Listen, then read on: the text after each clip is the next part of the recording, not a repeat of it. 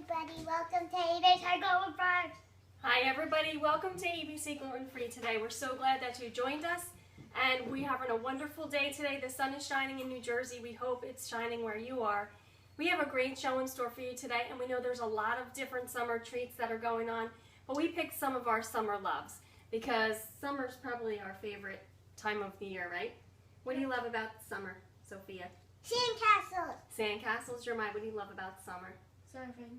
Surfing. We love to go to the beach, and we love to make some treats in the morning that we can either take with us to the beach or that we can share with our friends at the beach. So today we're going to share with you a few different recipes, and today the show was called Summer Love because we picked strawberries and rhubarb, which we absolutely love. And I know my father-in-law, who absolutely loves it also. But this year we had to go buy our own because his rhubarb tree is in someone else's yard. But so we have in store for you some really, really awesome strawberry rhubarb bars, which usually we make raspberry bars, but today we're making strawberry rhubarb. We're also making a really, really yummy banana donuts because it is National Donut Day, and we couldn't go without making something yummy. The kids, yeah, today's National Donut Day. And the kids really love donuts, and you know what, if you just started going gluten-free, we want you to relax, take it easy, tune into the show. You know, if you have any questions, check us on Facebook and stuff because we can hopefully help you out and, you know, give you a little bit of peace and calmness because we're going to make some yummy stuff. You might want to get your pad and pencil and, of course, BYON. Bring your own napkin! Bring your own napkin because you're going to be drooling over our yummy stuff. And we do have one more special treat for you. We're making a lovely pasta salad that's perfect for your weekend barbecue. So let's get started. Jeremiah, you ready? Chop rhubarb. Sophia, you ready? All right, the first thing we're going to do is we're going to be making our strawberry rhubarb bars. Now, I'm going to ask you to forgive me now if I say raspberry bars because I've been making raspberry bars for 15 years. And today we decided to make strawberry rhubarb bars. So I might say raspberry. So just cross that out and put strawberry rhubarb instead, okay? All right, let's get our ingredients out. You guys ready? Woo, we got lots and lots of stuff. All right, now we're going to give you some information if you're substituting, if you can't have eggs or dairy and things like that.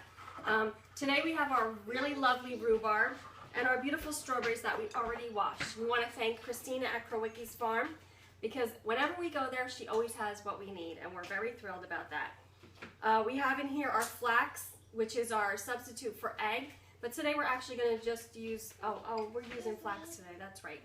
We're using flax so I can get to eat those strawberry rhubarb bars because I'm probably going to be the only one who's eating all of them.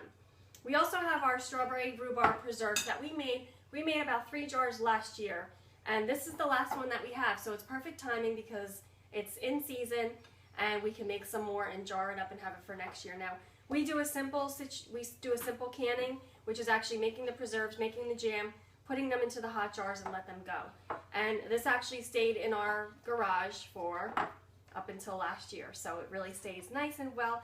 And it's more of a preserves because it's loose, it's a little chunky, but it's really, really super yummy. So we're going to be using that. Sophia, why don't you push that away for now because we're going to be making the crust. Listen to Mommy. We're going to start making our crust, and this is what our crust is going to include. Today we're using our Char-Bread box. You guys know how I feel about the almighty box. So I won't go into it again and let you know how much I love it. Alright, so we're going to do 1½ cups of our Char-Bread box. Now, you guys know how I measure, so you want, okay, relax. You want to measure up your stuff, go right ahead and measure up 1½ cups of any of your gluten-free flour that you're using. Now, I love the Char-Bread box. It comes out just similar to wheat flour. And of course, it has no gluten. It has a lot of good stuff in it, like fibers, and it really does make a nice crust. It makes a nice pizza dough. It makes a really lovely bread. So, and some of those directions are actually on the package to use it for bread and pizza, but we like to do everything else with it. So we have 1½ cups of our Char-Bread box. We have ½ cup of our Tiger Nuts flour, which I'm only using this today because I heard from a bird, a little bird told me that I was getting some more Tiger Nut flour. So thank you, Jack. I appreciate it. And thank you, Lauren, because I'm hoping it comes true. No, almost the whole thing. Scoop some in there. So the Tiger Nut flour is really yummy. It's not a nut. It's nut-free. It's gluten-free. It's great for vegans. It's actually a tuber. And this tuber that comes from foreign country, which I won't give you all the background. You're going to have to go look it up yourself because I like to research. So try it for yourself. the tiger nut flour. It's so delicious. It has like a little bit of a coconutty flavor and a little bit of a nutty flavor, but it's not a nut. So it's really awesome, and it's going to bring a really nice texture to our strawberry rhubarb bars. Okay, Sophia's got that going. Now, our next ingredient, you okay, honey? Mm-hmm. Okay, wait 1 second. We need some sugar in our crust. We're going to actually, Mommy's going to do this. We're going to use a little bit of our brown sugar. You can use raw sugar, organic sugar. You can use agave, whatever it is that you want to use. We're going to do about 1/4 cup. So maybe 4 to 6 teaspoons of sugar. I lost count. Anybody count? How many? Okay, we'll do 2 more. Sophia's going to stir that up. Now, if you're at home, no worries. This takes about 2 seconds in your food processor. So if you get your food processor out, you put everything in there and you whiz it all together, you have a really nice crust. Now, you're going to refrigerate that for 1 hour, but because today we're having a show, we're actually going to just pan it and bake it. Now, when you do something like that, it tends to come out a little bit mushier and not as beautiful as a texture. But you can actually press out the dough, refrigerate that dough, and then fill it with the jam and press out the second part, which we're going to show you. That's up to you. If you have the time to do it, then go ahead and refrigerate your dough in plastic for about an hour. All right, are you ready? All right, we're going to change up our utensil now. All right, let's see which one. Put some of that in there. Scoop about 4 teaspoons of that in there. So you're using about, if you're going to use butter, it's 1½ sticks. We're using our Nature's Approved. This is our coconut oil. Let me just show you really quick where this is. All right, it's great for your skin. It's great for your system. It's really wonderful for anybody, really just a teaspoon a day, and whatever it is that you're deciding to eat.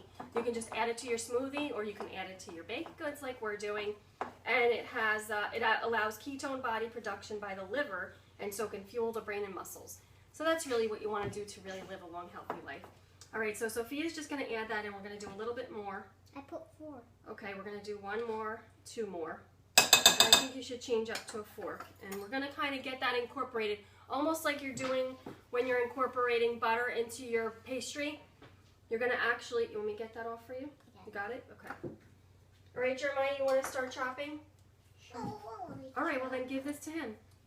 There you go.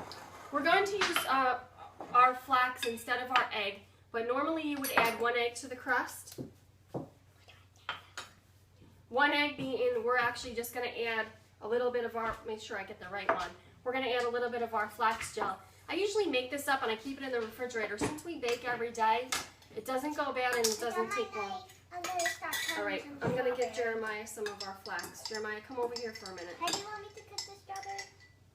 All right, so normally do 1/4 cup to 1/2 cup of the flax gel. And he can incorporate that and we'll see if we need more.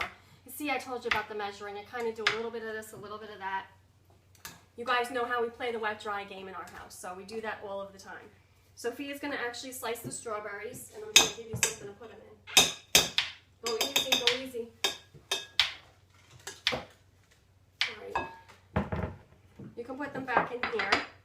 We have our rhubarb. Now, our rhubarb was fresh picked on Wednesday. We made we did a couple of different tests. We made some other things where we won't tell you right now. But you want to make sure you cut off these green. They say they're poisonous. I really never tried it, so I'm not going to test it out. But you want to make sure you cut those off. And when you start to dice up your rhubarb, if you wanted to, you can add a little bit of sugar to it to pull out that tartness and to kind of balance the flavors a little bit. But we're just going to go straight up, I think. What do you guys think?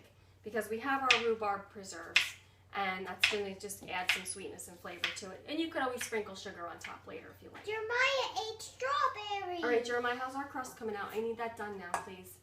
All right, so what we're going to do is we're going to press our crust into our pan. Jeremiah, grab our pan, and I'll give you some coconut oil to brush our pan with. All right, we're using our just our 9x13. I think, I forget what size this is. I don't even remember what size this is, but anyway. And as you can see, we just have, I love brown paper bags. They're just so convenient, they're so inexpensive, and they also are available all of the time. Sometimes we go to the grocery store, parchment paper, they don't have it, or they don't have the size we need. So you can get a paper bag and cut it to any size you like. So what Jeremiah's going to do now is he's going to brush this paper bag with our coconut butter, our coconut oil. Jeremiah, you go ahead and do that. I'm going to keep my ties out of our food. And what I'm going to do is just incorporate the rest of this crust that we're making here. And it really smells delicious. It's almost like a coconutty, buttery kind of like pina colada. It smells delicious. Now we're going to save some of this crust because we're going to be putting a top on it. And when you put the top on, what you want to do is just have really a thin little bit or kind of clumps here and there. It's really up to you and how you like it. But if you want a lot of crust, I would say put another 1.5 cups of flour in here and another stick of butter and another 1/2 cup of sugar. And there you have double crust. All right, Jeremiah, you almost ready for me? Yeah. Sophia's slicing up our strawberries really nice. I don't know if you guys can see her here. But she's doing a really good job. We have the most delicious strawberries in New Jersey. Now, I know you may not travel all the way to New Jersey to have our strawberries, but if you do, and you go to our farmer's market, which is all out now and everything's fresh, you have to take home strawberries. All done.